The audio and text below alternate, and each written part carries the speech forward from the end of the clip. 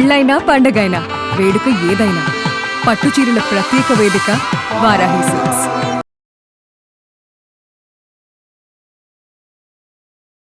రమగారు, నెమలి పించం ఇంట్లో ఉంచుకోవచ్చా? ఉంచుకుంటే ఏమవుతుంది?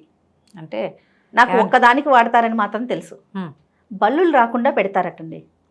అదొక్క పాయింటే తెలుసు నాకు. ఇంకా ఏమైనా ఉపయోగాలు ఉంటాయండి? అది కాదు, ఇలాంటి అనుమానాలు ఎందుకు వస్తాయో అర్థం కాదు. వస్తాయండి, అంతేనండి, అంతే. రోడ్డు మీద అప్పుడప్పుడు మనకి ఈ నెమలి పించాలు అమ్మేవాళ్ళు కనపడతారు. అవును. నెమలి పించం అంటే ఏమిటి? అదేమన్నా ప్రత్యేకమైందా? దాని తోకలో కుచ్చు, అంతే అంతే కదా. నెమలి పించాలకి ఒక ప్రత్యేకత ఉంది. కళ్ళు అట్లా తిప్పలేము, చూసారా ఎంత టెంప్టీగా ఉంటుందో రమ్మగారు. నాకైతే భలే ఇష్టం. అవును, అదే పాయింట్ అందులోది. అంతేనా?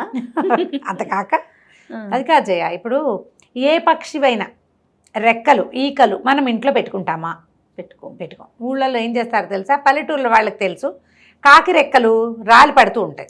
3-4 రెక్కల్ని ఇలా కట్టి వేళ్లాడేస్తారు, కాకులు రాకుండా ఉండటం కోసం. పొద్దుటిపూట ఈ వెన్న చేసుకున్నా ఏదైనా ఎండ పెట్టినా కాకులు కవట్లాడిపోవటం అంటారు దాన్ని. కాకులు పడిపోతూ ఉంటాయి వచ్చి.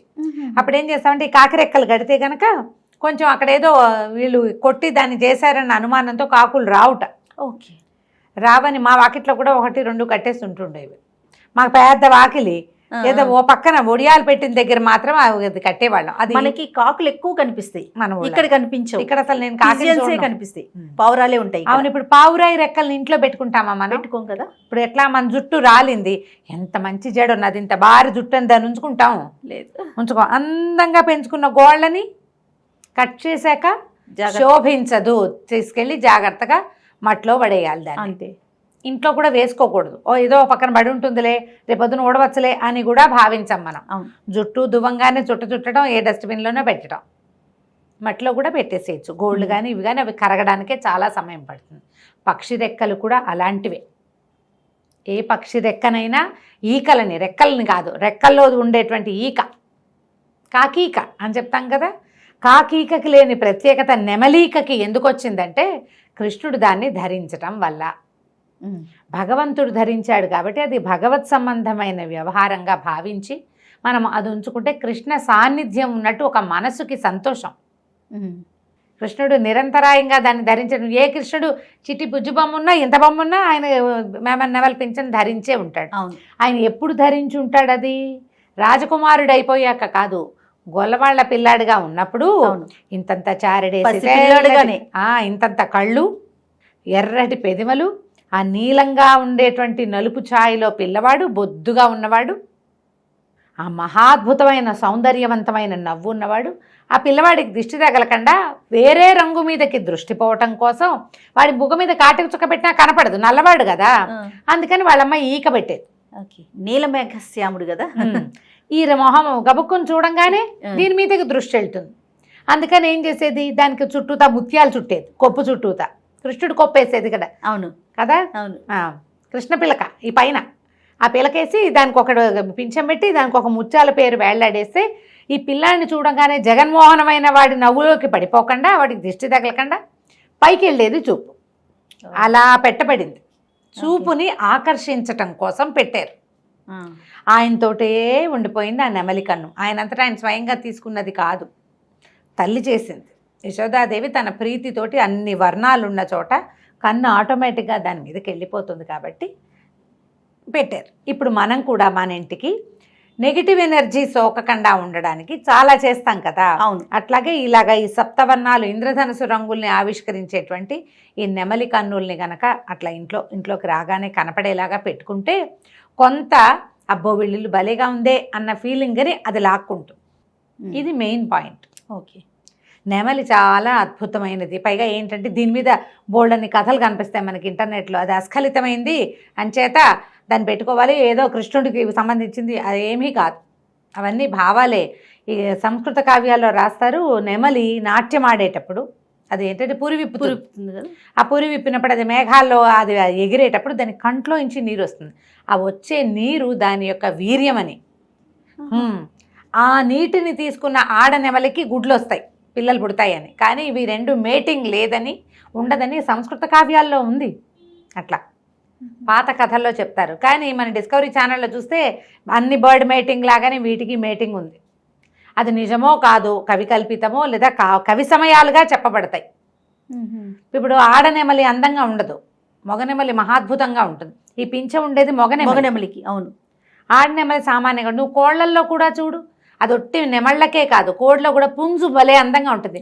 పెట్ట సామాన్యంగా ఉంటుందమ్మా. అవును కదా. సింహం అందంగా ఉంటుంది. శివంగి అది విధాత సృష్టి, ఒక నెమలికే ప్రత్యేకం కాదు అది. దీనికి కూడా దీని లక్షణాలు దీనికి ఉన్నాయి. ప్రధానమైంది ఇది భగవంతునికి శిరోభూషణంగా ఉండటం వల్ల మనం ఇది చేస్తాం అంతే. ఇప్పుడు ఈకల్ని కూడా ఇన్నేసి పెట్టుకోం, అవి మనకి దొరకవు, మన ప్రాంతాల్లో కనపడవు, కొనుక్కుంటాం ఎక్కడైనా కనపడితే. పైగా ఒకసారి తెస్తే పాడవదు, చాలా కాలం పాటు ఆ అద్భుతమైన అమరిక. అదంతా కూడా భగవత్ సృష్టి విచిత్రమే కదా. అవును, దానికి ఇప్పుడు పక్షులకి వాటి శరీరపు రంగులే జనరల్గా ఉంటుంటాయి. వాటి ఈకల్లో కాకికి నల్లగా, పావురానికి తెల్లగాను, కాస్త గ్రే కలర్లో ఉంటుంది. రామచిలకి కాస్త ఆకుపచ్చగా ఉంటుంది, అంతేనా. అవును, నెమలికి దాని శరీరపు వర్ణం కంటే తోకలో ఉండే పింఛపు వర్ణము చాలా గొప్పది, ప్రత్యేకమైంది. కాబట్టి చక్కగా తెచ్చిపెట్టుకుంటే సౌందర్యవంతంగా కనపడుతుంది. మన దృష్టిని పొద్దురుపూట లేవగానే కనపడేటట్టుగా పెట్టుకోమని కూడా కొంతమంది పెద్దవాళ్ళు చెప్తారు. ఏవో తంత్రాల్లో చెప్పబడతాయి, కానీ దాన్ని బెడ్రూమ్లో పెట్టుకోవటం వల్ల, తెల్లవారు లేవగానే దాన్ని చూడటం వల్ల మీకు మనగుడే అత్యద్భుత ప్రయోజనం అయితే పెద్దగా ఏం ఉండదు. కాకపోతే ఏంటంటే ఒక ప్లెజెంట్ ఫీల్, ఒక నెగిటివ్ ఎనర్జీని లాక్కునేటువంటి, అంటే దృష్టిపాతాన్ని లాగేటువంటి ప్రత్యేకమైన లక్షణం ఉంది. కాబట్టే ఇది పెట్టుకోవాలి. ఈ మొగనెమలి అందంగా, ఆడనెమలి వికారంగా ఉండడానికి ఒక కథ కూడా చెప్తారు జయ. పూర్వము క్రౌంచ్ పక్షులు అంటే ఇప్పుడు స్వర్గంలో ఉంటాయట. క్రౌంచ్ పక్షి అంటే క్రౌంచ్ పర్వతం, అది ఎక్కడ ఉంటుంది, మన కుమారస్వామి ఉంటాడని క్రౌంచ్ పర్వతం మీద అట్లా చెప్తారు. ఆ పక్షులట దేవతా పక్షులు అని చెప్పాలి, స్వర్గంలో ఉండేవి, మేరు పర్వతం మీద విహరిస్తాయట. అవి ఒక సమూహంగా భూలోకంలోకి వచ్చినప్పుడు గాయపడ్డాయట. పడితే ఆ ప్రాంతానికి చెందిన ఒక మహారాజు వాటికి స్వాంతం పరిచాడు, ఏదో కాస్త వైద్యం చేస్తే ఆయన చాలా సంతోషించి అవి నీకేం కావాలని అడిగితే ఏమన్నట్టయినా మీలాగా పక్షిలాగా మారిపోయి అలా తిరగాలనుంది, అత్యద్భుతమైన పక్షిగా మారి, పక్షులు తిరుగుతుంటే ఒక ఆకాశంలో విహరిస్తూ ఉంటాయి కదా, ఒక అద్భుతంగా అనిపిస్తుంది నాకు, అలా మారాలనుందంటే ఆయనకు ఒక మంత్రం చెప్పారట. ఆ క్రౌంచ్ పక్షులు చెప్పి సౌందర్యవంతమైన పక్షిగా మారిపోతావు నువ్వు అని చెప్పి, ఈ మంత్రం మాత్రం ఎవ్వరికీ చెప్పకూడదు అని చెప్తే ఈయన అప్పుడప్పుడు ఆ మంత్రం చదువుకుని ఈ అందమైన నెమలిగా మారిపోయి అలా తిరుగుతూ ఉంటాడు. నెమళ్ళు ఎగురుతాయి కదా. అవును, ఎగురుతాయంటే ఈ మామూలు పక్షులు చేసినట్టు అలా విహరిస్తూ ఉండవు, కానీ పెద్ద చెట్టు కింద నుంచి ఒక్క ఎగిరెగిరి చెట్టు ఎక్కగలుగుతాయి. విహరించేవాడు తోటల్లో, తనకు సంబంధించిన తోటల్లోనే విహరిస్తుంటే ఈ భార్య ఆయన వెంబడబడి నాకు రహస్యం ఎందుకు, రహస్యాలు చెప్పకపోతే ఒప్పుకోని భార్యలు ఎక్కువ మంది ఉంటారు. ఏదైనా కాస్త సీక్రెట్ ఉంటే నాకెందుకు చెప్పవు, సహధర్మచారిణి కదా, అది కదా ఇది కదా, నన్ను ఇచ్చేస్తావా అడ్చేస్తావా, ఈ పాయింట్ మీదే రహస్యాలు చెప్పడు కాబట్టి వదిలేసే భార్యామణులు కూడా కనపడతారు. బలవంతంగా ఆ మంత్రం చెప్పించుకున్నాక ఆవిడ కూడా, కానీ ఆ మంత్రం చదివే తొందరపాటులు ఆవిడ సౌందర్యవంతమైన అనే మాట చెప్పలేకపోయింది. దాంతో కురిపోయిన మగ నెమలిగా ఉండిపోయింది అనమాట. ఆడనెమళ్ళు బాగుండవు, పీహెన్స్ అంటారు, కోడిలానే ఉంటుంది, అది కోడిలాగానే ఉంటుంది. అట్లా పుట్టిందని నెమలి తను ఎంత కోరుకున్నాడో, ఎన్ని వర్ణాలు కావాలని ఆయన భావించాడో అలా పుట్టాడని కథ చెప్తారు. ఓహో, నీకు వాళ్ళు ఆ క్రౌంచ పక్షులు చెప్పించాయట అతన్ని, నీకు భార్య ద్వారా సంతానం కలగదంటే అప్పుడు ఆయన చాలా దుఃఖిస్తే విధాత అతనికి అవకాశం ఇచ్చాడు. నీకు వీర్యం కంటి నిండా వచ్చే మార్గం నేను చెప్తానని కనికరిచ్చాడు. ఇది ఒక కథ. మరి ఈ కథని బేస్ చేసుకున్నా ఇంకో బేస్ చేసుకున్నా ఇలాంటి మాటలు పుట్టినాయి. కానీ జనరల్గా పక్షుల్లో చాలా చోట్ల కూడా జంతువుల్లో కూడా మగవి బాగుండి ఆడవి సామాన్యంగా కనపడతాయి. ఓకే, అలా కనిపిస్తాయి తప్ప దాని మీద ఆలోచించి దానివల్ల అదేదో జరుగుతుందని మాత్రం భావించకండి. బట్ ఇంట్లో ఉంటే ఏమవుతుందంటే మనకి ఒక పాజిటివ్ ఎనర్జీ, పాజిటివ్ సోర్స్ ఆ కలర్స్ వల్ల. అవును, ఇప్పుడు అలా అందంగా అమర్చే రంగులు మనం చాలా కష్టపడాలి అట్లా కలర్స్ సరిచేయటానికి. ఇవి మనం ఏం కష్టపడక్కర్లేకుండా దొరుకుతాయి మనకి.